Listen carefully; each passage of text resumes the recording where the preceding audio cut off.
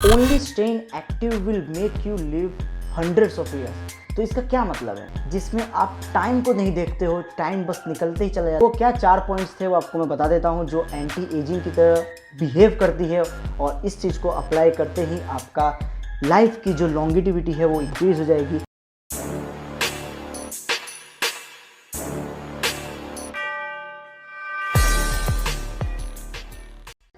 Welcome back, आपका स्वागत है एक्सप्लोरिंग द अनचार्टेड में और मैं विपुल श्रीवास्तव आपका स्वागत करता हूं।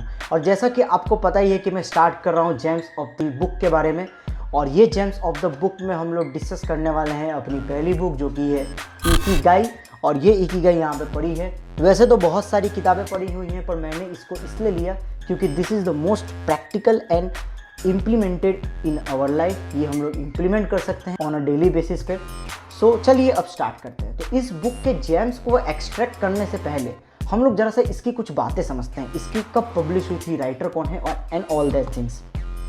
तो सबसे पहले ये बुक पब्लिश हुई थी अप्रैल 2016 में, और इस बुक के 2 राइटर हैं जो दोनों स्पेन से बिलोंग करते हैं। पहला राइटर है Hector gratia and the another one is Francis Mirashes। ये दोनों राइटरों ने अपने जीवन के बहुत साल निकाले हैं ये बुक बनाने में, और वो रीजंस फाइंड करने में जो लॉन्गिटिविटी का है और जो एंटी एजिंग है। असली में ये बुक किस बारे में है मैं आपको बता देता हूँ। जब आप जापान का मैप देखोगे तो उसके नीचे एक छोटा सा आइलैंड है जो कि है ओकिनोवा, और वो आइलैंड के हर 1 लाख लोग में से 24.55 पीपल जो हैं वो अबाउ द एज ऑफ 100 है। तो उसका रीज़न क्या है? एंड वहाँ के जो लोग हैं ना, वहाँ पे सबसे ज़्यादा उनका लाइफ की लॉन्गिटिविटी होती है as compared to other countries in the world. और उसके अंदर एक विलेज है जिसका नाम है ओगिनी। 3000 लोग ही रहते हैं उसमें, and this village is called the village of longevity. तो इसका क्या रीज़न है, क्या चीज़ है जो एंटी एजिंग की तरह बिहेव करती है, क्या चीज़ है जो हम लोग लाइफ में इम्प्लीमेंट करेंगे, psychological and physical both, so that our life also be extended as compared to at this point। यही सब बातें इसमें डिस्कस की हुई है। तो चलिए अब हम लोग डिस्कस करते हैं इकिगाई का मतलब क्या है। तो इसको, अगर ये जैपनीज वर्ड है इकिगाई, इसको अगर हम लोग इंग्लिश में मतलब इसका निकालते हैं तो इसका ये मतलब निकल के आता है कि रीज़न ऑफ बीइंग। और इसको अगर स्प्लिट करके देखते हैं तो इकी मीन्स होता है लिव एंड गाई मीन्स होता है reason. So we need to find our reason of being in this life and presence in this world। यही मेन चीज़ है। अगर अब इसके बाद हम लोग डिस्कस करें तो इसमें जब आप देखोगे तो 9 चैप्टर्स हैं उसके अंदर, और उसमें पहला चैप्टर से पहले एक चीज़ है जो प्रोलॉन्ग है, जो जस्टिफाई करती है मिस्टीरियस वर्ल्ड, और उसमें से कुछ जेम्स निकल के आते हैं जो कि हैं only staying active will make you live hundreds of years. तो इसका क्या मतलब है? ओनली स्टेइंग एक्टिव का ये मतलब नहीं है कि जिम जाओ, बॉडी बिल्डिंग करो, वेट लिफ्टिंग करो, ये मतलब नहीं है।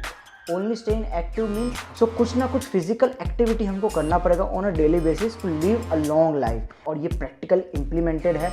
आप लोग भी अपने लाइफ में कुछ ना कुछ फिजिकल एक्टिविटी कीजिए so that you also can increase your life and expand your life journey. And the second, इसके अंदर से जो जेम निकल के आता है वो ये है कि the happiness is always lie in busy. इसका मतलब क्या है? The happiness is always lie in busy मतलब ऐसा नहीं है कि कोई भी काम में बस बिजी रहे हो, इसका ये मतलब नहीं है।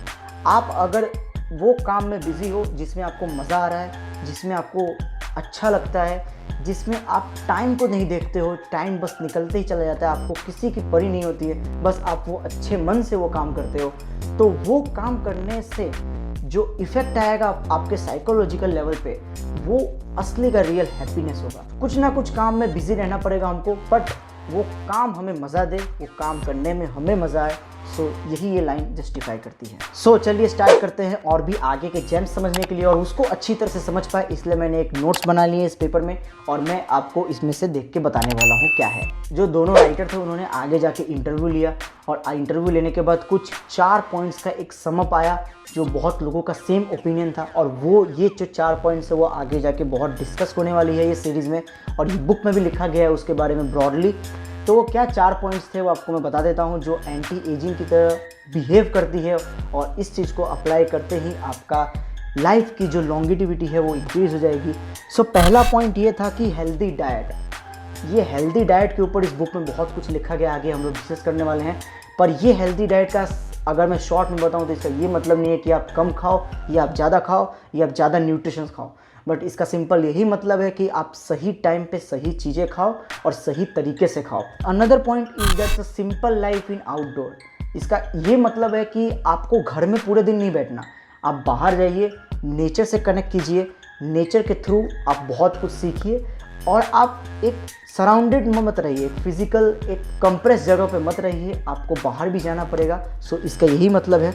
And the another point two drink a green tea, और भी 2-3 तरीके के ड्रिंक्स है जो आपको पीने चाहिए so that your anti ageing is increase. ये एंटी एजिंग का प्रोसेस इंक्रीज हो जाएगा और आपकी लाइफ बढ़ जाएगी।